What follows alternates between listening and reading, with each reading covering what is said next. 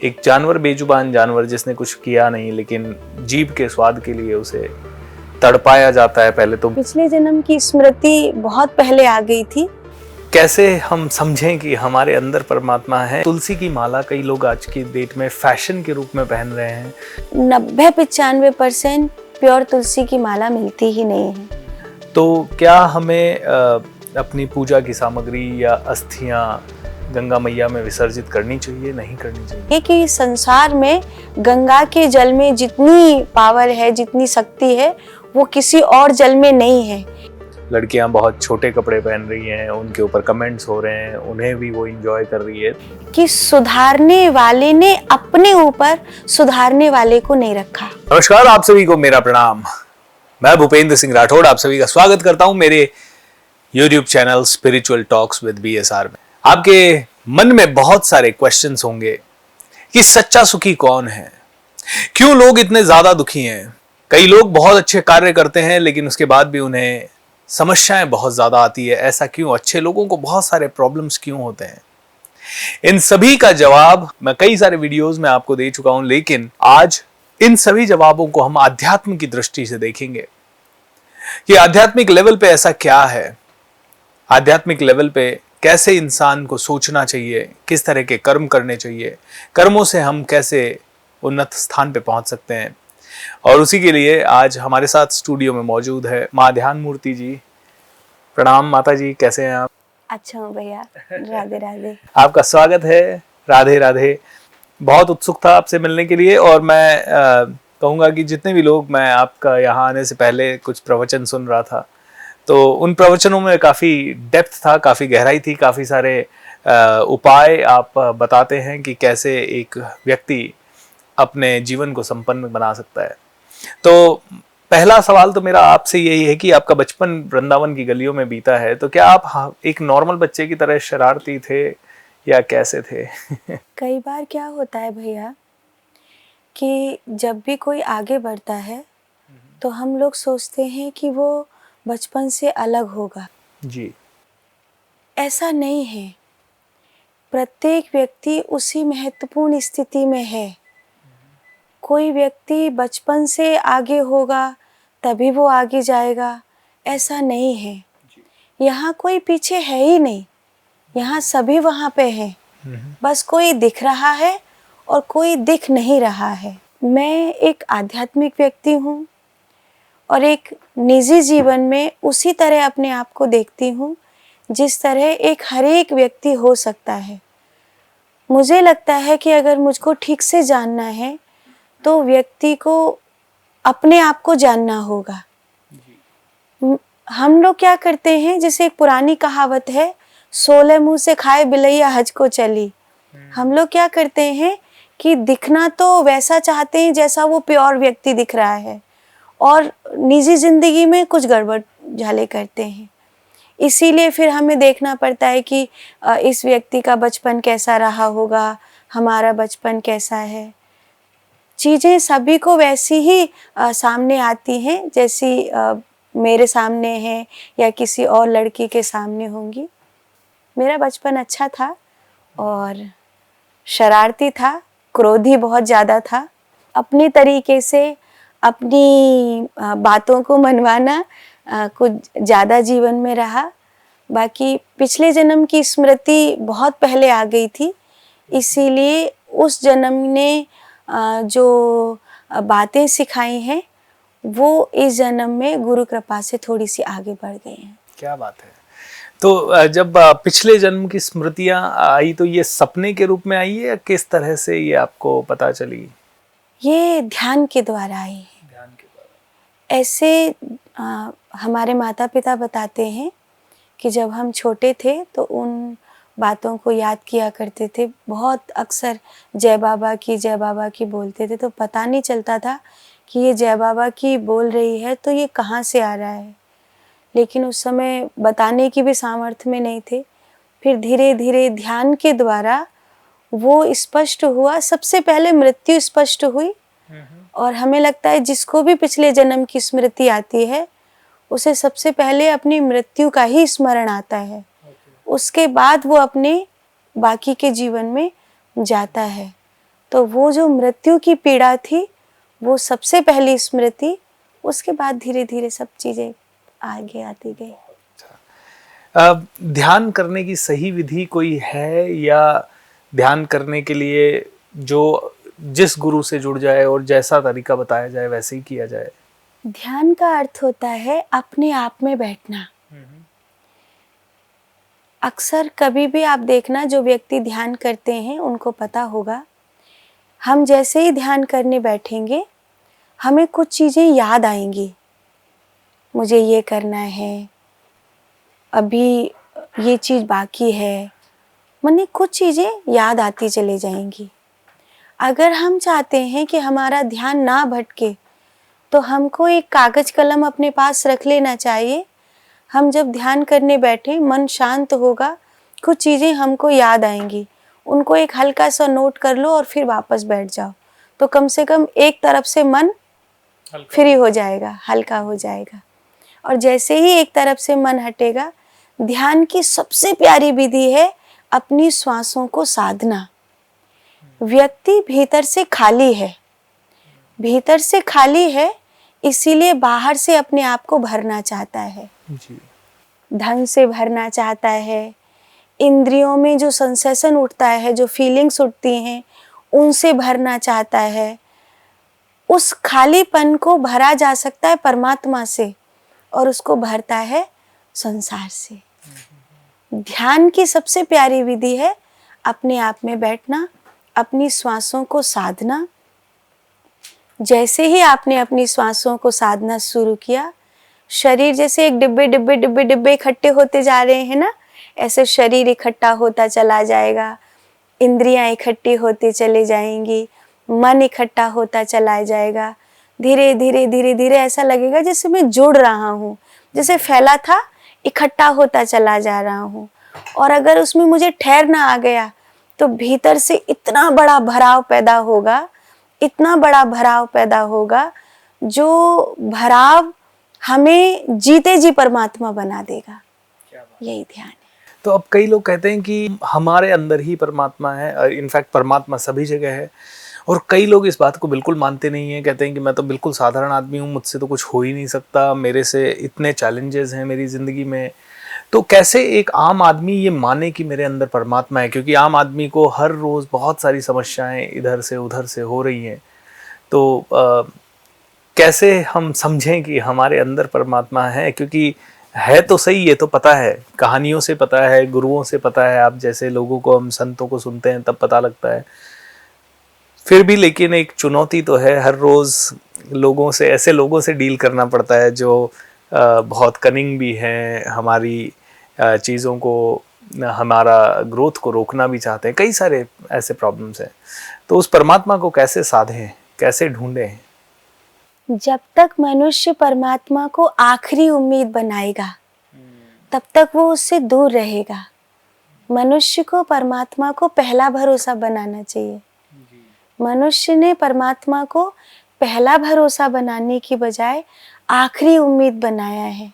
जब आपने एक क्यू बनाया और उस क्यू में भगवान को आखिरी छोर पर रख दिया, तो आप पहले वो चीज़ें करेंगे जो आपको लगता है वो तो है ही है, वो तो मेरी मदद करेंगे ही, मुझे पता है भगवान है, लेकिन कहीं ना कहीं मैं उन चीज़ों को ढूंढ रहा हूँ जहाँ पे मुझे पता है कि शायद यहाँ पे कुछ हो सकता है। मेरे पास टिकट है, टीटी आया, पूछ रहा है कि भाई साहब अपनी टिकट दिखाओ, और मैं अपनी सारी जेब देख रहा हूँ, अपना बैग खोल रहा हूँ, बैग के कपड़े देख रहा हूँ, जेब खोल रहा हूँ।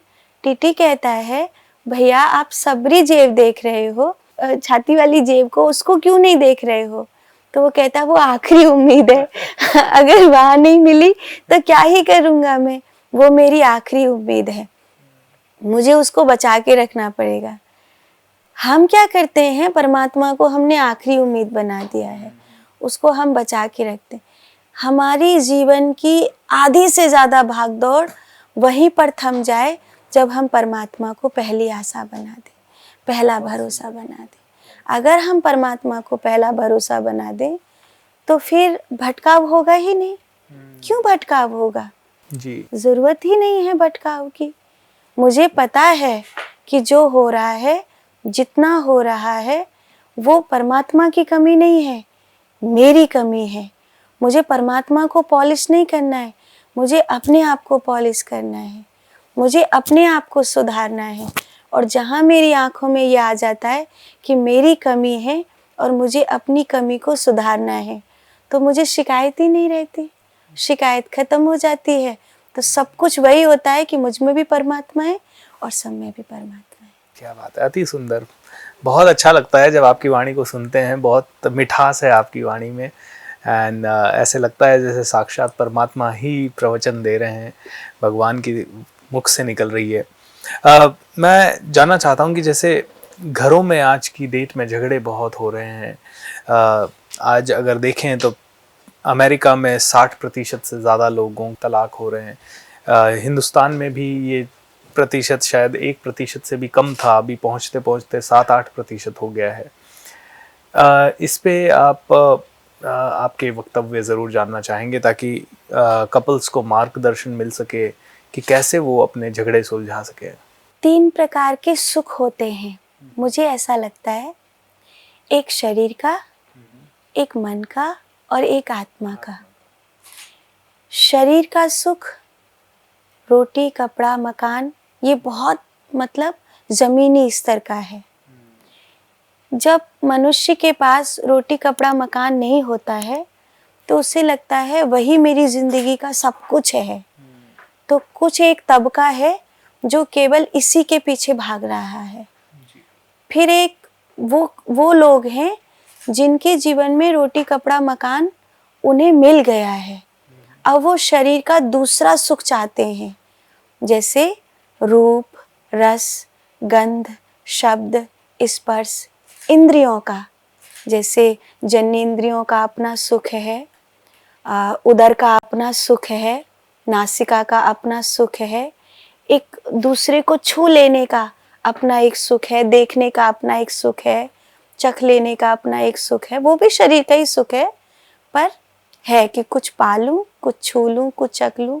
फिर उसको क्या है, व्यक्ति उसमें जाएगा, वेब सीरीज़ में जाएगा, टीवी में जाएगा, मोबाइल में जाएगा, उसको उस फीलिंग्स को एब्जॉर्ब करेगा जो दूसरे को। जैसे कोई फल है, मुझे अच्छा लगता है, मैं उसको खा के देखना चाहता हूँ, वो शरीर का सुख है, मुझे वो मिल गया।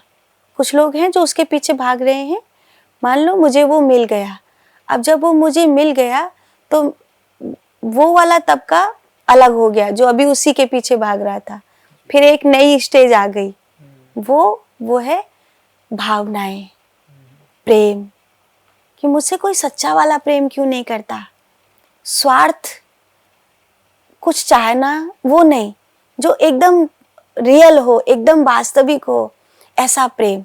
कुछ भावनाएं, कुछ प्रेम, कुछ संगीत, कुछ साहित्य, कुछ अपनापन। ये एक और सीढ़ी है, ये मन की है। एक और है मेरा होना, परमात्मा, जो आत्मा का सुख है। जो ये भीड़ है, इस भीड़ में कुछ लोग इसलिए दुखी हैं, इसलिए कलेश में हैं कि उनको अभी शरीर का ही सुख नहीं मिला। कुछ लोगों का कलेश इसलिए है कि उनको शरीर का सुख तो है लेकिन मन का सुख नहीं है। कुछ लोगों का क्लेश ये है कि उनको शरीर का सुख या मन का सुख से तृप्ति हो गई है, उनको अब आत्मा का सुख चाहिए। तो जिनको आत्मा का सुख चाहिए ऐसे लोग थोड़े से हैं, जिनको शरीर का सुख चाहिए ऐसे लोग बहुत ज़्यादा हैं। ज़्यादा तलाक क्यों हो रहे हैं विदेश में या भारत में, लोग क्यों टूट रहे हैं? क्योंकि हम हमेशा दूसरे से एक्सपेक्ट करते हैं, हम दूसरे से आशाएं जोड़ते हैं। दूसरे से आशा जोड़ना छोड़ दो, अपने आप को समर्पित करना सीखो, क्योंकि तुम्हारी मंजिल शरीर नहीं है, तुम्हारी मंजिल मन भी नहीं है, तुम्हारी मंजिल आत्मा है। चूँकि तुम्हें उस दायरे में रहना है जिसमें बहुत सारे शरीर मेरे साथ रहते हैं, तो इस शरीर को भी सुख देना पड़ेगा, दूसरे के भी शरीर को सुख देना पड़ेगा, अपने मन को भी सुख देना पड़ेगा, दूसरे के सुख को भी, मन के को भी सुख देना पड़ेगा। तो सहज होकर मैं बस वो पार्ट अदा कर रहा हूँ। फिर क्या होगा, मेरी किसी से एक्सपेक्टेशन नहीं होगी, तो फिर मेरी लड़ाई भी नहीं होगी, और मेरी लड़ाई नहीं होगी तो तलाक कैसे हो सकता है। मैं अगर उसकी खुशी का ध्यान रख सकता हूँ तो मैं मेरी खुशी का ध्यान रख सकता हूँ। मुझे ये ज़रूरत नहीं पड़ेगी कि वो मेरी खुशी का ध्यान रखे, क्योंकि मैं उससे पूरा नहीं होता, मैं परमात्मा से पूरा होता हूँ। जी। तो फिर क्यों लड़ाई होगी, क्यों तलाक होगा।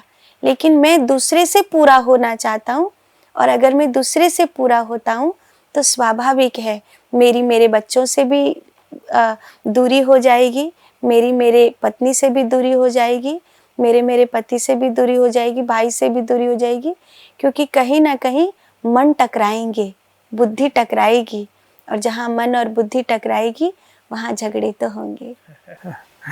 बुद्धि और मन, हमारी बुद्धि के कारण ही कई बार झगड़े हो जाते हैं, क्योंकि हमारी बुद्धि सोचती रहती है ये मेरा है, ये तेरा है, ये मुझे चाहिए, ये मुझे नहीं मिल रहा है।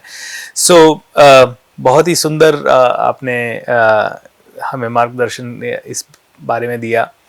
मैं चाहूँगा कि आप थोड़ा और प्रकाश डालें कुछ चीज़ों पे। जैसे आज आधुनिकता के नाम पे कई सारी लड़कियां भी हैं और कई सारे लड़के भी हैं जो नशा भी कर रहे हैं। ऐसी संस्कृति वेस्टर्न आ गई है कि रातों को घूमना, पब्स, डिस्क और कई तरह के व्यभिचार, कई सारी तरह की चीज़ों में लड़कियां बहुत छोटे कपड़े पहन रही हैं, उनके ऊपर कमेंट्स हो रहे हैं, उन्हें भी वो इंजॉय कर रही है। तो मैं चाहूँगा कि भारत की जितनी भी युवा लड़कियां हैं या लड़के हैं, उनके लिए आप वो कैसे सही रास्ते पे आ सकते हैं, कैसे वो आध्यात्म से जुड़ सकते हैं, कैसे उनके विकार दूर हो सकते हैं। जो आत्मा से निर्बल हो जाता है वो धीरे धीरे अपनी सारी चीज़ों को खोता चला जाता है। आत्मा से निर्बल होने का मतलब है इंद्रिय ने किसी चीज़ के सुख को महसूस किया, फलाना व्यक्ति मतलब लग्जूरियस में जी रहा है, इंजॉय कर रहा है, मुझे लगा कि वो सुखी है, मुझे लगा कि वो बहुत खुश दिख रहा है। मैंने ये नहीं देखा कि जो उसके चेहरे पर मुस्कुराहट है वो बाहर से चिपकी हुई मुस्कुराहट है या उसके भीतर की गहराई से वो मुस्कुराहट आ रही है। एक हौद है, उसमें ऊपर से पानी भरा गया है, एक कुआं है जिसमें भीतर से पानी आ रहा है, दोनों में पानी भरा हुआ दिखाई देता है। इतनी तो कम से कम हमारे पास पहचानने वाली आंख होनी चाहिए कि इसमें स्रोत से पानी आ रहा है, इसका मतलब इसका पानी शुद्ध है, और इसमें पानी ऊपर से भरा गया है, इसका मतलब ये पानी हमेशा के लिए शुद्ध नहीं रह सकता। अभी जो यूथ है वो बाहर की मुस्कुराहट को देखता है, बाहर की चकाचौंध को देखता है, उसका मिलियंस हो गया है, वो बहुत फेमस हो गया है, वो बहुत खुश है, वो कुछ भी कर सकता है, वो आज़ाद है। मुझे भी अपनी आज़ादी में जीना है, मैं कुछ भी कर सकूं, कहीं भी जा सकूं, मेरे पास अच्छे दोस्त भी हों, मैं कुछ भी खा सकती हूं, कुछ भी पहन सकती हूं, मुझे रोकने टोकने वाला नहीं हो, मुझे आज़ादी चाहिए, यही मेरी लाइफ का सुख है। तुमने ये तो देख लिया कि दूसरे लोगों को ये सुख है तो मुझे भी ये वाला सुख है, लेकिन इस सुख के परिणाम में जो दुख है वो क्या है कि तुमने अपनी प्योरिटी खो दी। जब तुम वस्त्र छोटे पहनती हो तो उससे क्या होता है कि कहीं ना कहीं तुम अपनी इंद्रियों को भीतर में एक रस दे रही हो, वो रस जो पशुता का रस है, वो रस जो तुम्हारी पवित्रता को नष्ट करता है, तुम्हारे समर्पण को नष्ट करता है। और जब तुम्हारी समर्पण को कोई चीज़ नष्ट कर देती है, तुम्हारी पवित्रता को कोई चीज़ नष्ट कर देती है, तो तुम क्या हो जाते हो, एक उच्छृंखल व्यक्ति हो जाते हो। अब तुम्हें नहीं पता है कि तुम्हें सुख कहाँ मिलेगा, फिर तुम क्या करोगे, अपने आप को भुलाना चाहोगे। अपने आप को भुलाने के लिए या तो तुम्हें एडिक्ट होना पड़ेगा, कोई नशा करना पड़ेगा। अपने आप को भुलाने के लिए तुम्हें सडनली किसी व्यक्ति ने तुम्हें थोड़ी सी मुस्कुराहट दे दी, तुम उसके फैन हो जाओगे, तुम उस पर लट्टू हो जाओगे, क्योंकि उसने तुम्हें थोड़ी सी मुस्कुराहट दे दी। तुम जिंदगी में बड़े दुखी थे, तुमको उसने थोड़ी सी मुस्कुराहट दे दी। ये चीजें बता रही हैं कि तुम मानसिक स्तर पर, हृदय के स्तर पर और इंद्रियों के स्तर पर बहुत निर्बल होते चले जा रहे हो। इतने निर्बल होते चले जा रहे हो कि तुम्हारे सामने मृत्यु ही एक आखिरी रास्ता है। जीवन तुम्हारे सामने नहीं बचा है। तुम इतने बलवान होते कि सारा संसार तुम्हारे सामने निर्वस्त्र खड़ा होता तो भी तुम्हारी इंद्रियों में सेंसेशन नहीं होता। लेकिन आज तो तुम ही निर्वस्त्र होकर के घूम रहे हो। तुम ही अपनी इंद्रियों से इतने निर्बल हो गए हो कि दूसरा तुम्हारे ऊपर कमेंट कर रहा है या तुम्हें कुछ कह रहा है तो तुम खुश हो रहे हो। तुमको वैश्या बनने में आनंद मिलने लगा है। जिसको वैश्या बनने में आनंद मिलने लगा है उस व्यक्ति की आत्मा मतलब पूरी तरह से निम्न कोटि पर पहुंच गई है। शायद ये इसलिए हो रहा है कि 84 लाख योनियां थी। 84 लाख योनियों में सबसे ज्यादा बलवान आत्मा एक मनुष्य शरीर के पास थी जी। लेकिन अभी उन 84 लाख योनियों को जीने के लिए जंगल खत्म हो गए हैं तो वो निर्बल आत्मा ये वाला भेष लेकर के आने लग गई है। ऐसा हो गया है जैसे है तो एक पशु लेकिन उसने भेष मनुष्य का पहन रखा है। उसके पास ना तो इंद्रियों का नियंत्रण है, ना उसके पास अपने विचारों का नियंत्रण है, ना उसके पास अपनी भावनाओं का नियंत्रण है, ना उसके पास अपनी मन और बुद्धि की सोच का नियंत्रण है। उसकी निर्बलता इतनी हद पहुंच गई है कि या तो अब वो उसको भुलाने के लिए कपड़ों का, नशा का, व्यक्ति का, किसी का भी सहारा ले सकता है।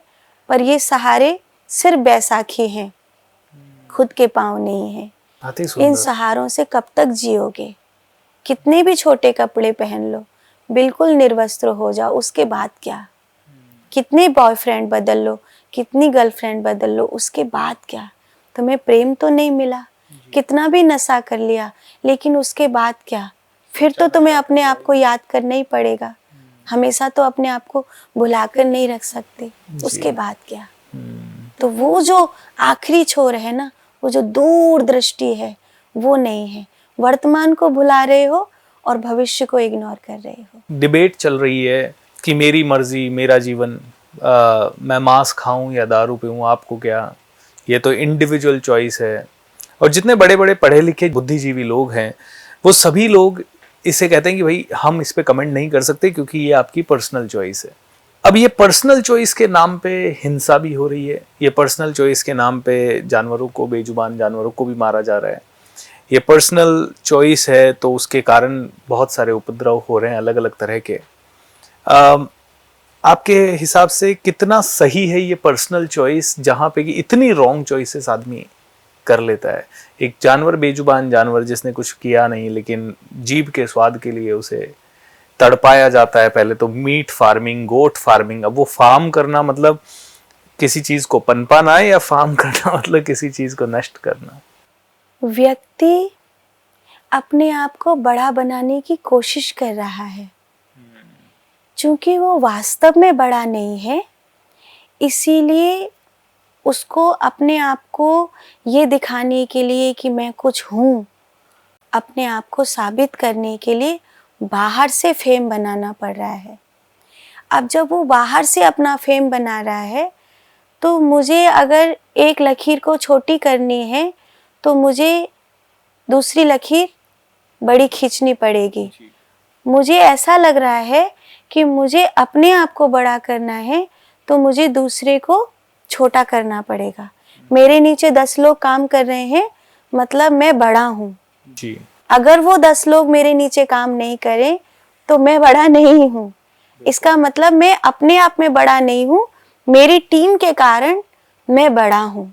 तो जब ये बात आती है कि मेरी मर्जी, तो वो जो मेरी मर्जी है वो आदमी उसमें ये दिखाना चाहता है कि वो जो मेरी मर्जी है मैं उसके थ्रू दूसरे पे दबा सकता हूँ। वो उसकी मर्जी तब काम नहीं करेगी जब उससे हैवी कोई आ जाएगा। अभी वो एक मुर्गे को मारकर खा सकता है, लेकिन उसके सामने शेर खड़ा हो तो वो उसकी बोलती बंद हो जाने वाली है, वो उसको मारकर नहीं खा सकता है। वो निर्बल है, कमजोर है, कुछ नहीं कर सकता, उसकी आंखों में एक पीड़ा है। सचमुच अपने आप में लाना है कि मैं बड़ा हूँ, तो वो पीड़ा जो मैं मेरी आंख में महसूस कर सकता हूँ, वो खुशी जो मैं मेरी आंख में महसूस कर सकता हूँ, वो मुझे उस जानवर की आंख में महसूस करनी चाहिए जिसका जीवन मेरे कारण संकट में आने वाला है। मुझे अगर उसकी आंखों में वो प्यार दिख गया, मुझे उसकी आंखों में वो पीड़ा दिख गई, तो समझ लेना कि मुझे मेरी मर्जी पर अधिकार है। करेक्ट। मुझे तो उसकी आंखों में वो पीड़ा दिखी नहीं, इसका मतलब मैं मेरी मर्जी को जानता ही नहीं हूँ। मैं मेरी मर्जी को जानता तो मैं मेरी भाव दशा को समझता, और जो अपनी भाव दशा को समझ सकता है वो दूसरे की भाव दशा को जरूर समझ सकता है, और जो अपनी भाव दशा को समझ सकता है वो कभी किसी दूसरे को मार कर नहीं खा सकता, वो कभी किसी दूसरे को पीड़ा पहुंचा ही नहीं सकता। कैसे पहुंचा सकता है? जब मैं खुद को हार्म नहीं कर सकता तो मैं दूसरे को पीड़ा कैसे पहुंचा सकता हूँ? बहुत सुंदर। मैं मेरी आंखों में, जब मैं शीशे में देखता हूँ तो मैं मेरी आंखों को अगर पढ़ सकता हूँ तो मैं किसी दूसरे की आंखों को भी पढ़ सकता हूँ। मैं कैसे उसको मार सकता हूँ? मैं कैसे उसको अपनी प्लेट में रख करके खा सकता हूँ? कई लोगों ने अभी एक नया बनाया है कि उसमें फल में भी तो जीवन होता है, तो क्या उसको नहीं खाएंगे? फल में जो जीवन है वो जीवन प्रकृति ने कहीं ना कहीं मनुष्य के लिए तैयार किया है। वो जीवन है, लेकिन वो जीवन उस स्तर पर नहीं है। ऐसे तो मुझ में भी जीवन है, तो मुझको भी कोई मार के खा सकता है। सही कहा आपने। लेकिन जो चीज जिसके लिए है, प्रकृति ने तुमको तैयार किया है, प्रकृति ने तुमको भोजन दिया है, प्रकृति ने, वो धरती से पैदा हुआ है, वो किसी का बच्चा नहीं है, वो किसी का बच्चा नहीं है। लेकिन जिस पशु को हम मार के खा रहे हैं वो किसी का बच्चा है जी। और जब हम धरती से कोई पेड़ से फल तोड़ के खा रहे हैं तो हम पेड़ को नष्ट नहीं कर दे रहे, वो फल फिर से आ रहा है वहां पे। लेकिन जब एक जानवर को नष्ट कर देते हैं वो जिंदगी तो हमेशा के लिए गई, खत्म हो जाए। तो माता जी, जैसे तुलसी का पौधा घर में रखने का, आज कई सारे लोग फ्लैट्स में रहते हैं, नौकरियों पे जाते हैं, तो एक बचपन से हमने देखा था आंगन में तुलसी का पौधा होता था, उसकी रोज पूजा होती थी, रोज दिया जलाते थे। आजकल वो धीरे धीरे खत्म हो रहा है इस फ्लैट संस्कृति में, भागती दौड़ती जिंदगी में। उसका क्या प्रताप हो सकता है? एक वस्तु की, हर एक व्यक्ति की, हर एक स्थान की अपनी एक ऊर्जा होती है। अगर ऊर्जा को महसूस करना है तो कभी प्रैक्टिकली करके देखो। जब कोई हवन में से उठकर आया है उसका चेहरा देखो, और पूजा में से उठ के आया है उसका चेहरा देखो, और कोई सिनेमा घर से निकल कर आया है उसका चेहरा देखो।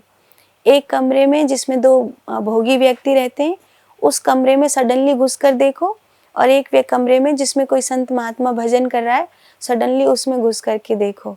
आपको महसूस होगा कि ऊर्जा और ऊर्जा में अंतर होता है। ऐसे हर एक पेड़ की भी अपनी एक ऊर्जा होती है। तुलसी की जो ऊर्जा है वो कहीं ना कहीं प्राणों को बल देती है, औषधीय तत्व है, हर प्रकार से अगर भीतर और बाहर देखा जाए तो पुष्ट करती है। आंगन में तुलसी लगाने का मतलब, क्योंकि लोग उसके इर्द गिर्द घूमते हैं, आंगन के इर्द गिर्द लोग आते जाते हैं, तो जैसे हम जाएंगे तो कहीं ना कहीं वो ऊर्जा हमसे छुएगी। वो ऊर्जा जैसे हमको छुएगी तो हमको बहुत सारी बीमारियों से वो बिना कुछ करे हटा देगी। जैसे खिलजी था तो वो बीमार हो गया था, उसको राहुल आचार्य करके एक थे, उन्होंने उसको वो चूंकि वो उसको विश्वविद्यालय को नष्ट करने के लिए जा रहा था, तो उन्होंने कहा उस विश्वविद्यालय को नष्ट मत कर, मैं तुझको उसे ठीक कर दूंगा। तो उसने कहा कि अगर वो उससे कोई ठीक कर देता है तो वो उस विद्यालय को छोड़ देगा।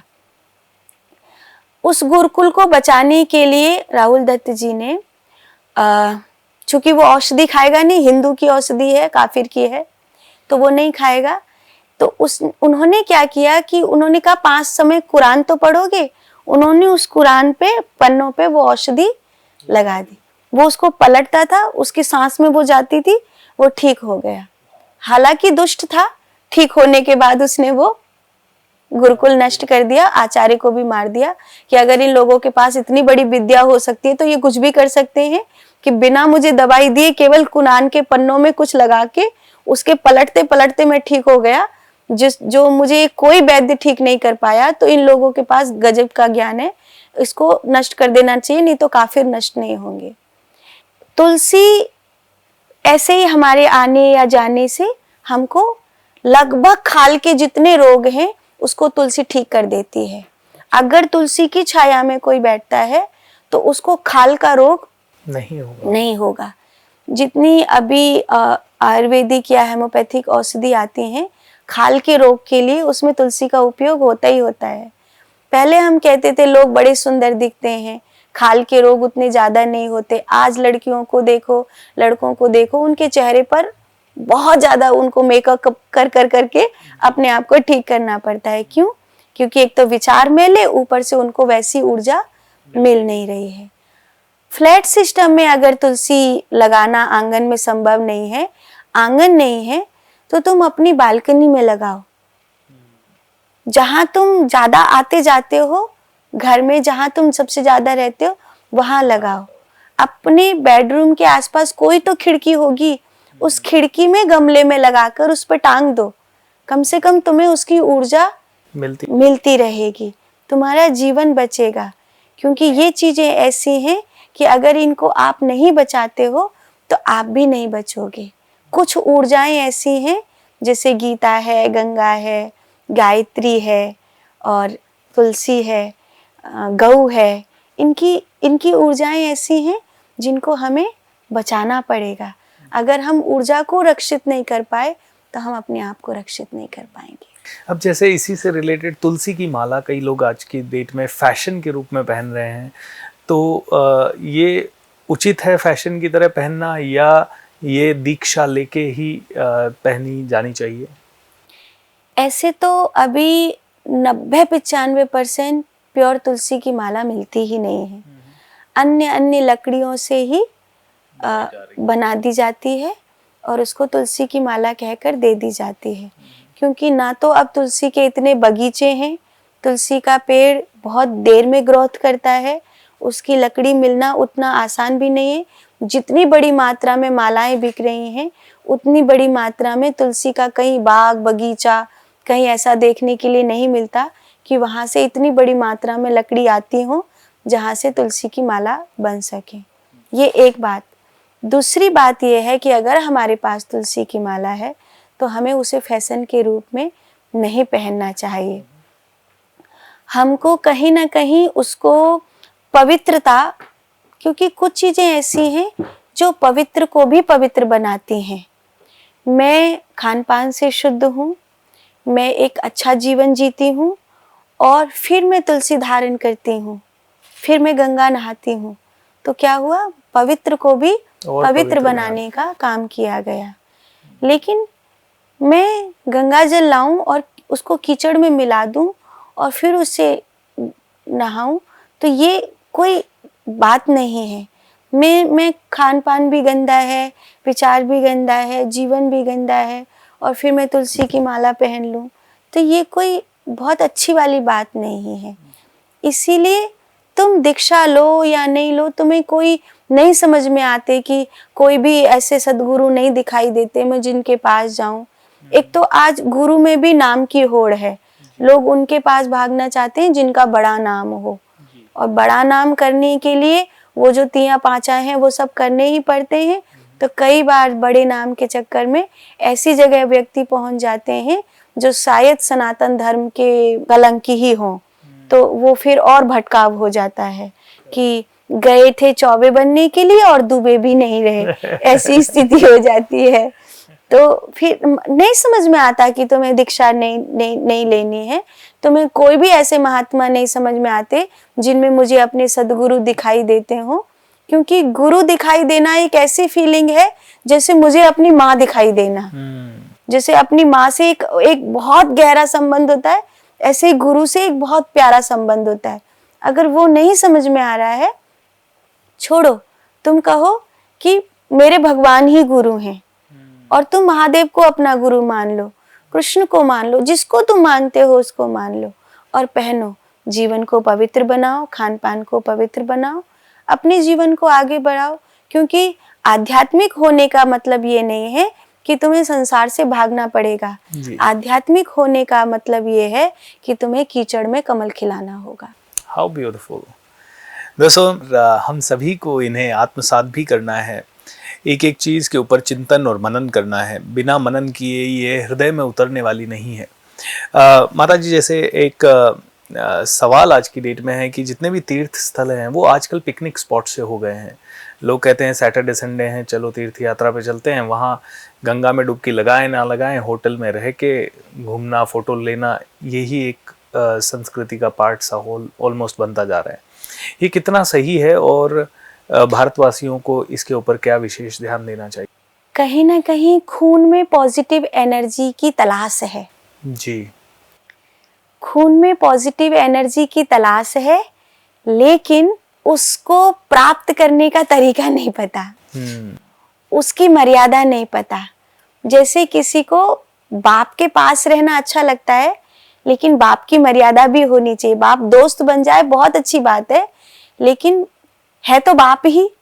दोस्त बन गया वो ठीक है, लेकिन कहीं ना कहीं उसकी मर्यादा नहीं भंग होनी चाहिए।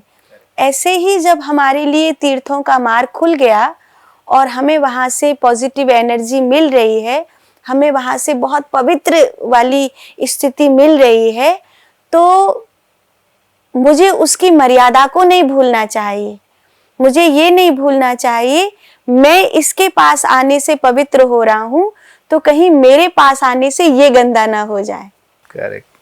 मैं तो मैला हूँ, ये पवित्र है, इसके पास आने से मैं पवित्र हो गया, लेकिन कहीं ये मैला ना हो जाए मेरे कारण। इस बात का ध्यान मुझको रखना ही पड़ेगा।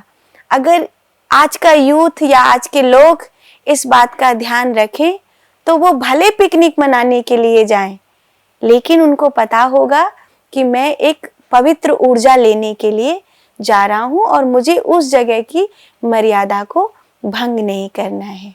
क्योंकि ये केवल आज के लिए नहीं है, यूज एंड थ्रो नहीं है, ये सदा के लिए है, ये युगों से चला आ रहा है। ये आज मुझे मिल रहा है जो सुख, वो मेरी पीढ़ी को भी मिलना चाहिए। मैं सुकून लेने के लिए गया, अगर मुझे होटल में बैठकर इतना सुकून मिला क्योंकि मैं गंगा किनारे आया, सोचो अगर मैं गंगा मैया के पास बैठता और अकेले में थोड़ी देर शांत हो जाता तो मुझे कितना सुख मिलता। वहाँ पर बजाय होटल में बैठने के, बजाय भोजन का आनंद लेने के, बजाय बाकी की चीज़ों का आनंद लेने के, अगर मैं गंगा मैया के पास बैठ जाता, कहीं मंदिर में गया, तीर्थ में गया, किसी पेड़ के नीचे 2 मिनट बैठ जाता, अपने बच्चों को शांत लेकर के, आंख मीच करके यहाँ थोड़ी देर शांत हो जाओ, थोड़ी देर अपने में डूब जाओ, तो वो उस तीर्थ की जो वास्तविकता है वो तुमको प्राप्त हो जाती।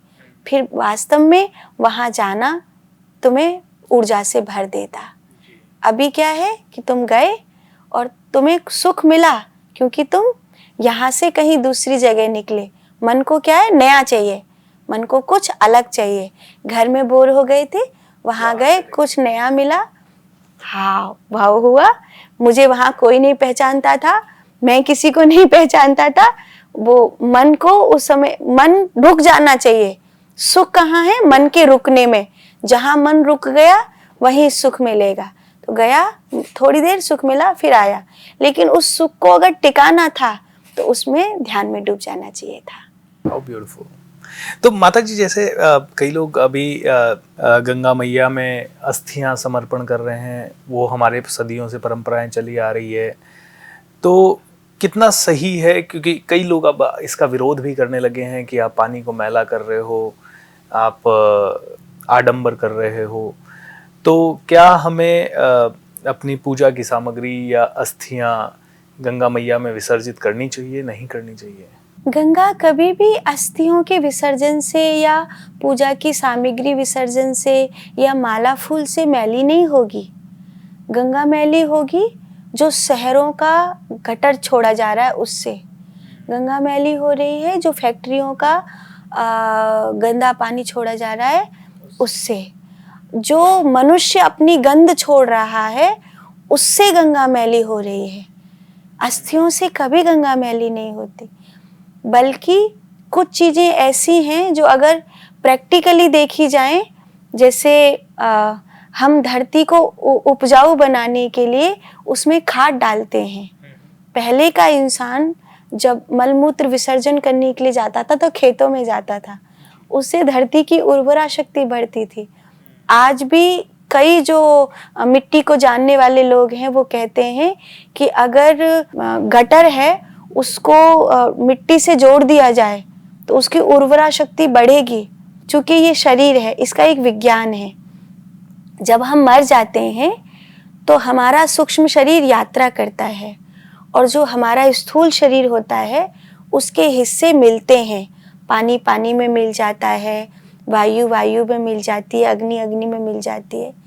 जब हमारा दोबारा जन्म होने वाला होता है तो हमारा सूक्ष्म शरीर गर्भ ढूंढता है। तो हमारा सूक्ष्म शरीर जब गर्भ ढूंढ रहा होता है तो जो हमारा पिछला शरीर गया था तो वहाँ से जो पानी आया, वहाँ से जो अग्नि आई, वहाँ से जो मिट्टी का तत्व आया खान पान के द्वारा या कैसे भी, वो सब जिस वीर्य में ज़्यादा मात्रा में होता है उस वीर्य से मैं उस सूक्ष्म शरीर को माँ के गर्भ में धारण कर सकता हूँ। मतलब मैं सब जगह से इकट्ठा होता हूँ। मैं पूरा इकट्ठा नहीं हो पाता हूँ, मैं बिखरा बिखरा रहता हूँ। इसलिए कई बार महसूस किया होगा कि मैं किसी जगह गया, मुझे ऐसा लगता है ये मैंने पहले देखी है जी। मैं किसी व्यक्ति से मिला, ऐसा लगता है ये कहीं देखा देखा लग रहा है, मैं इससे पहले मिला हूँ। क्योंकि मेरी जिंदगी का कुछ हिस्सा उसमें सम्मिलित है।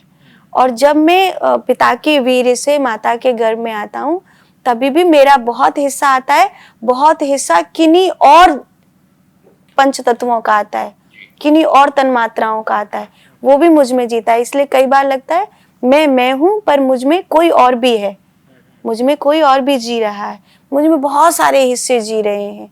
जब मैं अपने आप में पूरा होता हूँ तो एक कंप्लीट मैन होता हूँ। मैं अगर बहुत ज़्यादा अधूरा हूँ, मेरा पूरा हिस्सा नहीं आ पाया है, तो मैं बिखरा बिखरा बिखरा बिखरा जीने लगता हूँ। अब जब मेरे हिस्से बट रहे थे, उसमें मेरी जो हड्डी है वो किसी तरह उस पवित्र जल में गई जिसमें ब्रह्मांड की पवित्रता का सबसे अधिक गुण था। मेरा हिस्सा वहाँ गया। तो जब मैं वहाँ से लौटूंगा तो बहुत प्योरिटी लेके लौटूंगा। मैं जब अगले जन्म में जाऊंगा तो बहुत प्योरिटी लेके, गंगा मैली नहीं होगी, क्योंकि वो जो अस्थि है वो जब गंगा के जल में मिलेगी तो गंगा का जो जल है वो उसको और ये कर देगा, उससे जल मैला नहीं होगा, उसकी जल की और पावर बढ़ेगी। अच्छा, गंगा के जल की और पावर बढ़ेगी। अगर आप जो वो जल का शोध करते हैं उन लोगों से पूछेंगे तो वो बताएंगे कि संसार में गंगा के जल में जितनी पावर है, जितनी शक्ति है, वो किसी और जल में नहीं है। लेकिन अगर उसमें अस्थि मिलती है तो वो और पावरफुल होता है, कमजोर नहीं पड़ता है वो। इसीलिए गंगा में अस्थि बहाना ये गलत नहीं है, मेरे देखे ये एकदम सही है। लेकिन जो गंगा के किनारे बकरा काट रहे हैं, जो गंगा के किनारे शराब के ठेके खोले बैठे हैं, जो गंगा किनारे बार चला रहे हैं। एक फिल्म आई थी कि राम तेरी गंगा मैली हो गई, उसमें दृश्य दिखाया गया था। मुझे नहीं पता कि उस समय ऐसा होता था या नहीं होता था, पर उसके बाद ऐसा जरूर होने लग गया कि गंगा मैली होने लग गई। लोगों ने जो विचारों के द्वारा, नशे के द्वारा, शराब के द्वारा, हत्या के द्वारा, फैक्ट्रियों के द्वारा, शहरों का वो छोड़ने के द्वारा, बिजली बनाने के द्वारा जो किया है, उससे बुरा कुछ नहीं हो सकता गंगा के साथ। क्या बात है। कलयुग में अगर गंगा आज थोड़ी बहुत है तो वो यूं समझ लीजिए कि शायद अभी मनुष्यता जिंदा है। लक्ष्मी भी थी इस धरती पर विमला नदी के रूप में, वो चली गई। सरस्वती थी इस धरती पर, धीरे धीरे वो भी चली गई। गंगा है। ऐसे तो देवी भागवत में लिखा है कि कलयुग के 5000 वर्ष पूरे होने पर गंगा भी कलयुगी मनुष्यों को छोड़कर स्वर्ग में आ सकती हैं, लेकिन शायद चली भी गई हों, क्योंकि गौमुख तो टूट गया। पहले जो पर्वत का मुख था वो बिल्कुल ऐसे गाय के मुख जैसा दिखाई देता था, लेकिन कुछ वर्षों पहले वो टूट गया अपने आप प्रकृति के द्वारा। अब वो गाय के मुख जैसा नहीं दिखाई देता। पुराने किसी के पास फोटो पड़े होंगे, वो पहाड़ एकदम गाय के मुख जैसा दिखाई देता था जिसमें से गंगा निकल के आती थी। लेकिन अभी गंगोत्री पर भी ऐसे ऐसे चीजें होने लगी हैं कि लगता है कि गंगा भी, अगर मुझसे भी कोई कहे कि इस कलयुगी मनुष्यों के बीच में रहना है, इन गंदे लोगों के बीच में रहना है, तो मैं भी कहूंगी कि मुझे चले जाना चाहिए, तो गंगा भी कहेंगी कि मुझे चले जाना चाहिए। लेकिन गंगा जिन वजह से अपवित्र हो रही है, उन वजह को देखने की बजाय जिनसे कभी गंगा अपवित्र नहीं होती, उन वजह को हम दोष दे रहे हैं। जी, मनुष्यों को तो रास्ता दिखाने के लिए इतने सारे संत, इतने महात्मा, इतने सिद्ध पुरुष अभी भी हैं, बट फिर भी ऐसा लगता है कि इम्पॉसिबल है सुधारना। क्या सच में इम्पॉसिबल सा है? क्योंकि जो कहते हैं पहले भी असुरी शक्तियां बहुत तेजी से बढ़ती थी और सात्विक शक्तियों को बढ़ने में समय लगता था, तो ये आसुरी प्रवृत्तियां जो बढ़ रही है, आसुरी शक्तियां जो बढ़ रही है, क्या सच में सत्य इतना कमजोर हो जाएगा कलयुग में कि इनके ऊपर विजय नहीं पा पाएंगे, या ये और ज्यादा बदतर होती जाएगी? क्या कुछ फिर से अवतार होगा? इतने सारे लोग सुधारने में लगे हैं, फिर भी नहीं सुधर रहा है। उसका कारण मुझे ऐसा लगता है कि सुधारने वाले ने अपने ऊपर सुधारने वाले को नहीं रखा। मैं आज बहुत अच्छी बात कह रही हूँ, पर मैं ये सोच लूँ कि ये इति है, तो मैं कभी किसी को नहीं सुधार सकती। मुझे मेरे ऊपर अपने सुधारने वाले को रखना पड़ेगा, मुझे उसकी बात सुननी पड़ेगी, मुझे अपने आप को उसके नीचे रखना पड़ेगा। अर्जुन युद्ध लड़ सकते हैं, पांडव युद्ध लड़ सकते हैं, लेकिन उनको कृष्ण के अंडर रहना है। कृष्ण शस्त्र नहीं उठाएंगे, फिर भी उनको वो नहीं करना है जो कृष्ण मना कर रहे हैं, उनको वही करना है जो कृष्ण कह रहे हैं।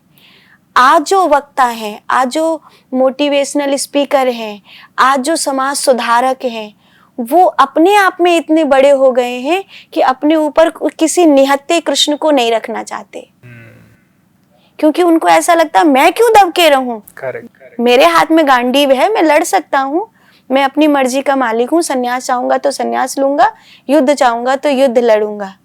लेकिन वो ये कहने के लिए तैयार नहीं है कि कृष्ण तुम बताओ कि मैं युद्ध लड़ूं या संन्यास लूं। जी, मैंने निर्णय कर लिया कि मैं संन्यास लूं या मैं युद्ध लड़ूं, तो मैंने निर्णय कर लिया और मैं चल दिया। युद्ध का निर्णय कर लिया तो मैं भीम हो गया, और संन्यास का निर्णय कर लिया तो मैं अर्जुन हो गया। काश हमने एक निहत्थे से ये पूछ लिया होता कि मेरे लिए क्या सही है, फिर मैं जो करता वो सही होता। लेकिन अभी क्या है, जो शिक्षा देने वाले लोग हैं उनकी बात क्यों नहीं सुन रहा कोई, क्योंकि वो किसी की नहीं सुन रहे हैं। वो किसी की नहीं सुन रहे तो उनका कोई नहीं सुन रहा है। सब मनमुखी हो गए, मैं भी मनमुखी हो गया, जो मेरी बात सुन रहा है वो भी मनमुखी हो गया। अभी किसी गुरु के चेले को देखो, वो पीले कपड़े पहन लिया, जटा रख लिया, अब वो किसी और महात्मा को राम राम नहीं करेगा। उसका ईगो देख रहे हैं, मैं 200 माला जाप करता हूँ, अब मुझे किसी को राम राम करने की क्या जरूरत है। उसकी आंखों से समर्पण चला गया।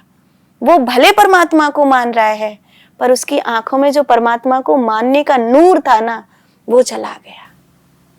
तो ये माला जप वगैरह मतलब कई लोग कर पाते हैं, कई नहीं कर पाते हैं, इसकी सही विधि क्या हो सकती है? क्योंकि कोई जैसे प्रेमानंद जी महाराज है, वो कहते हैं राधे राधे जपो। प्रदीप मिश्रा जी हैं, वो कहते हैं शिव जी का ही जाप करो, ओम नमः शिवाय जपो। तो आदमी, एक हिंदू धर्म वाला आदमी कंफ्यूज्ड है, मुस्लिम धर्म वाला कहता है भैया अजान लगाओ, 5 बार नमाज पढ़ो। हिंदू धर्म वाला कंफ्यूज है कि किसे माने किसे नहीं माने, कैसे करें कैसे नहीं। कंफ्यूज तो मुसलमान भी हैं, आधे सिया है आधे सुन्नी है, उसमें भी अलग अलग मान्यताएं हैं। कंफ्यूज तो वो भी हैं। एक ही खुदा है, कारण उसका ये है कि उनकी पुरानी परंपरा में कट्टरपंथीता रही है कि अगर मोहम्मद का फोटो बना दिया है या अगर कुछ ये कह दिया कि खुदा का ये रूप है या ये उनका दूसरा पार्ट है तो उसको मार दिया जाएगा। इसीलिए वो चीजें नहीं हुई, नहीं तो वो उनके भी हो जाता उनके भी हो जाता, अलग अलग फोटो हो जाते कि ये मोहम्मद है, ये है, ये वो है, उनके अलग अलग नाम हो जाते और अलग अलग उनका रूप हो जाता, अलग अलग मस्जिदों में अलग अलग पूजा हो रही होती। ऐसा बस आजादी की बात है, वहां पर आजादी नहीं है। हिंदू धर्म में आजादी है कि जिसने जो फील किया उसने वो बताया। मैंने परमात्मा को इस रूप में महसूस किया, मैंने उसको प्रेम के रूप में महसूस किया, मैंने उसको त्याग के रूप में महसूस किया, मैंने उसको कर्म के रूप में महसूस किया, मैंने उसको जिस रूप में महसूस किया मैंने उसको बताया कि परमात्मा ऐसा है, क्योंकि मैंने उसको इस तरह जाना है। मैंने उसको कोई कर्म में पूरा हुआ, कोई ज्ञान में पूरा हुआ, कोई भक्ति में पूरा हुआ, कोई योग में पूरा हुआ। कुल मिला के बात यह है वो पूरा हो गया। अब वो दूत नहीं है, अब वो बेटा नहीं है, बेटा एक दिन बाप बन गया। तो जिस दिन बेटा बाप बन गया वो जान जाता है कि बाप की स्थिति क्या थी, मेरी स्थिति ये है। तो जब मैं पूरा हो गया तो मैं कृष्ण का होके पूरा हुआ या मैं शिव का होके पूरा हुआ। लेकिन जो ये बिखराव है ना, ये बिखराव ये है कि पूरा तो कोई भी नहीं हुआ। बहुत सारे बच्चे खेल रहे हैं, बाप कोई भी नहीं बना, लेकिन अपने अपने कह रहे हैं मैं अच्छा वाला बाप हूँ, मैं अच्छा वाला बाप हूँ, और खिलौनों के बच्चे रख लिए हैं छोटे छोटे, और वो कोशिश कर रहे हैं ये जताने की, लेकिन उनमें से अभी रियल बाप कोई भी नहीं बना है।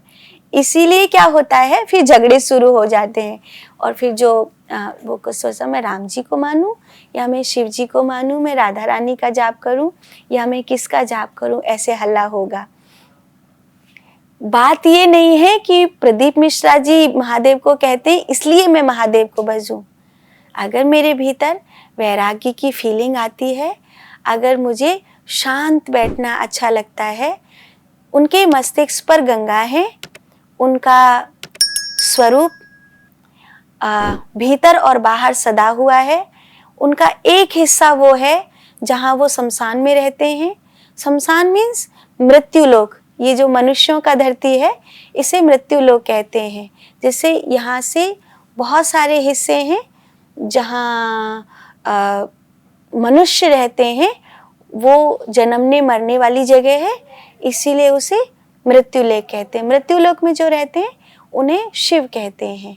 तो एक हिस्सा वो है जो उन लोगों के पास रहता है जो जन्मने मरने वाला है, एक हिस्सा उसका वो है जो एकदम शांत और उस अवस्था में रहने वाला है जिसका कभी आदि अंत नहीं होता। तो अगर मैं उस भाव दशा का व्यक्ति हूँ तो मुझे शिव को पूजना चाहिए। अगर मैं एक प्रेमी हूँ, मैं एक भावुक व्यक्ति हूँ, एक शरणागत व्यक्ति हूँ, तो फिर मुझे कृष्ण के पास, श्री राधा रानी के पास जाना चाहिए। धनाय जुलाए सर उठाया, प्रेमानंद जी महाराज कह रहे राधे राधे जपो, चलो राधे राधे जपो। ऐसे नहीं होता है, ऐसे नहीं होता। ये जो चीजें हैं ना, वो क्या हुआ, एक के पीछे एक भेड़ जा रही थी, उसके पीछे ढेर सारी भेड़ चल दी, लेकिन जो एक भेड़ जा रही थी उसके ऊपर कोई नहीं था, उसके ऊपर कोई नहीं था। वो उच्छृंखल हुआ, उन भेड़ों को हाँकने में सुख लेने लग गया। मैं बन गया गुरु और मेरे पास ढेर सारे चेले हो गए। उन चेलों को देखकर मुझे ऐसा लगने लगा ये नीचे हैं, मैं ऊंचा हूँ, कुल मिला के मैं ठीक हूँ, अब मैं जो कह रहा हूँ वही सही है। फिर वो क्या होता है, वो वहीं की वहीं घूमते रहते हैं, पार कोई नहीं जाता है, वो उस घेरे को कोई नहीं तोड़ता है।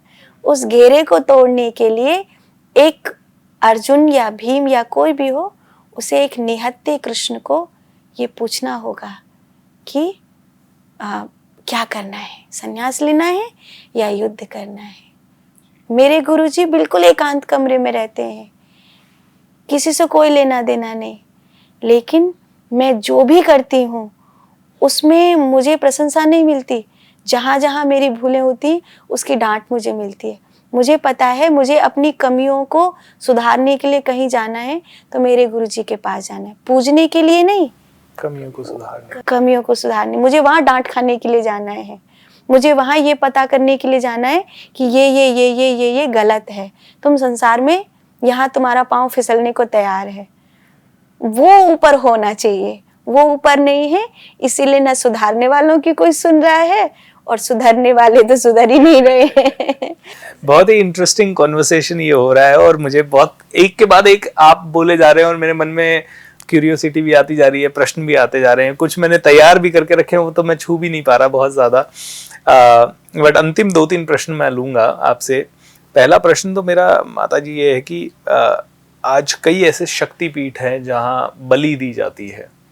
जैसे मैं जब कामाख्या टेम्पल गया तो मैंने देखा वहाँ बकरों की चीख पुकार थी। मैं लाइन में खड़ा हूँ दर्शन के लिए, एक के बाद एक बकरे की बलि दी जा रही है और पूरी तरफ खून है और एक व्यक्ति, चाहे वो पुजारी थे या जो भी थे, बस बकरे को ले रहे हैं, कट कर रहे हैं। तो ये बलि परंपरा जो है, ऐसे ही कई लोग आते हैं बंगाल से हमारे प्रोग्राम में आते हैं, हम कहते हैं जब मांसाहार नहीं करना है तो वो कहते हैं सर हमारे तो वहाँ मछली का ही भोग लगता है। तो इनके बारे में क्योंकि अब एक वर्ग है बहुत बड़ा जो कहेगा शक्ति की पूजा करनी है तो बलि तो देनी ही होगी। तो इसके ऊपर आपके प्लीज मैं राय चाहूंगा, क्योंकि मैं खुद कंफ्यूज हूँ। जब लोग इस तरह के प्रश्न पूछते हैं तो मेरे पास कुछ कहने को होता नहीं है। विज्ञान है जिसमें व्यक्ति के जीवन की रक्षा की जाती है। जब व्यक्ति के जीवन की रक्षा की जाती है तो उसे बताया जाता है कि ये चीज़ें शुभ होंगी और ये चीज़ें अशुभ होंगी। आज मेरे ऊपर कोई विपत्ति थी, लेकिन मेरा जीवन ज़्यादा ज़रूरी था, तो क्या किया गया, प्रकृति ने मेरे जीवन को बचाने के लिए किसी और जीवन को ले लिया। जैसे राजा को बचाने के लिए मंत्री अपने आप को दांव पे लगा देता है, मंत्री को बचाने के लिए एक सैनिक अपने आप को दांव पे लगा देता है। पूरी सेना कहेगी कि हम खड़े हैं, महाराज आप निकलिए, जबकि उस सैनिक का जीवन भी उतना ही महत्वपूर्ण है। अगर राजा का बस चलेगा तो राजा अपने प्राणों की परवाह न करते हुए उस सैनिक को बचाएगा, इसीलिए तो वो राजा है। लेकिन सब जगह ऐसा नहीं होगा, कहीं ऐसा होगा जहां राजा को बचाना जरूरी है तो वहां सैनिक कहेंगे महाराज आप निकलिए। वही राजा जो किसी सैनिक को मरते देख रहा था, वो प्रजा का आम आदमी था, उसको मरते देख उसने अपने आप को कुएं में कुदा दिया, अपने आप को नदी में कुदा दिया उसको बचाने के लिए। लेकिन आज वही राजा है और सैनिक कह रहे हैं कि महाराज आप निकलिए, आपका बचना ज्यादा जरूरी है। तो उस समय जब शक्ति की उपासना होती थी तो एक व्यक्ति है जिसकी आयु समाप्त हो रही है, लेकिन इसका जीवन संसार के लिए जरूरी है, तो उस व्यक्ति के लिए उस जीव को कुर्बान किया जाता था। लेकिन अब क्या हुआ, वो बलि प्रथा के रूप में प्रचलित हो गई। वो फिर राजाओं के पास आई, धीरे धीरे राजाओं से मुगलिया सल्तनत के पास आई, मुगलिया सल्तनत से फिर अंग्रेजों के पास आई, अंग्रेजों से होके फिर हिंदुओं के पास आई। तो वो चीजें इतनी बिगड़ गई कि उसका जो वास्तविक अर्थ था वो खो गया, वो जो उसकी इम्पोर्टेंस थी, जो उसकी जो मजबूरी थी वो खो गई।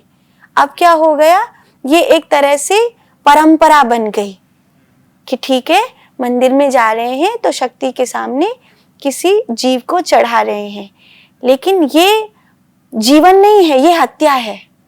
इससे तुमको पुण्य नहीं मिलेगा, इससे तुमको जिंदगी नहीं मिलेगी, इससे तुमको हत्या का दोष मिलेगा, इससे माँ खुश नहीं होगी, इससे तो माँ नाराज होगी।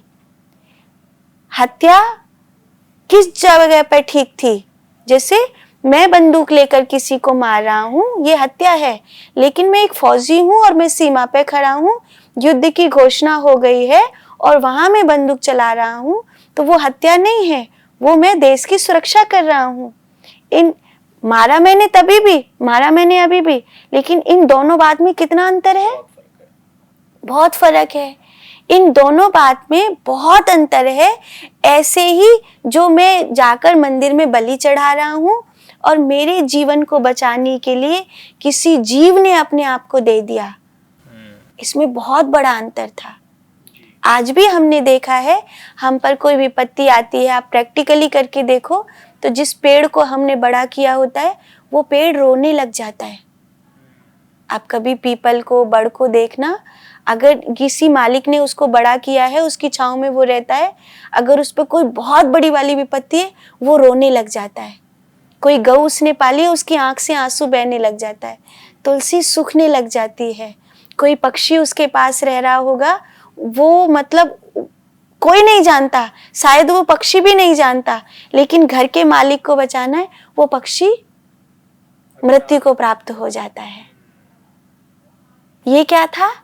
ये प्रकृति ने प्रकृति की रक्षा करी। जिसका जीवन ज्यादा जरूरी था उसे बचाया। तो उसकी गहराई को न जानने के कारण लोग ने उसको परंपरा ही चेंज कर दी। बहुत सुंदर। तो दोस्तों, ये थी माँ ध्यान मूर्ति जी। उनके सरल स्वभाव से, सहज स्वभाव से उन्होंने इतने अच्छे अच्छे उत्तर हमें दिए, इतना प्यारा मार्गदर्शन किया। मुझे लगता है कि हर एक भारतवासी को ये इंटरव्यू देखना चाहिए, इसलिए ताकि बहुत सारे सवाल जो हमारे मन में हैं, कि कई लोग डिबेट करते हैं, कई लड़कियां कहती है मेरे को स्वतंत्रता है, मैं छोटे कपड़े पहनूं तो क्या प्रॉब्लम है, आपको क्या दिक्कत है, मेरे शरीर मेरे कपड़े। आज लोग डिबेट करते हैं कि मांस खाना ज़रूरी है कि नहीं है, अरे क्यों घास फूस खा रहे हो, ये तो बिल्कुल हंसते हैं। जो लोग शाकाहारी हैं उन पे लोग हंसी करते हैं, मजाक उड़ाते हैं। भगवान को, आत्मशुद्धि को और ऐसे कई सारे मिथ जिनके ऊपर लोग बस एक बुद्धिजीवी हो गए, इसलिए उनको ठीक से देखना नहीं चाहते। उन सभी को ये इंटरव्यू एक रिमाइंडर हो सकता है कि हमें फिर से अपनी संस्कृति से जुड़ना है, फिर से हमें अपने रूट से जुड़ना है। और जितना ज़्यादा हम अपने रूट से जुड़ेंगे उतने ही ज़्यादा शायद प्रसन्न हो पाएंगे। और हमारी रूट हमारी आत्मा है, और हमारी आत्मा तक हमें पहुंचने का लक्ष्य मिनिमम हमारा होना चाहिए। माता जी, आपको प्रणाम एंड धन्यवाद। आप इतनी दूर से हमारे इस शो में पधारे और इतने अच्छे अच्छे उत्तरों से, आपकी मोहक मुस्कान से एंड सरल स्वभाव से आपने हमें इतना अच्छा मार्गदर्शन दिया। खुश रहिए। Radhe Radhe. Thank you so much. धन्यवाद आप सभी का। इस इंटरव्यू को अपने परिवार के सभी सदस्यों को जरूर दिखाइएगा। Thank you so much.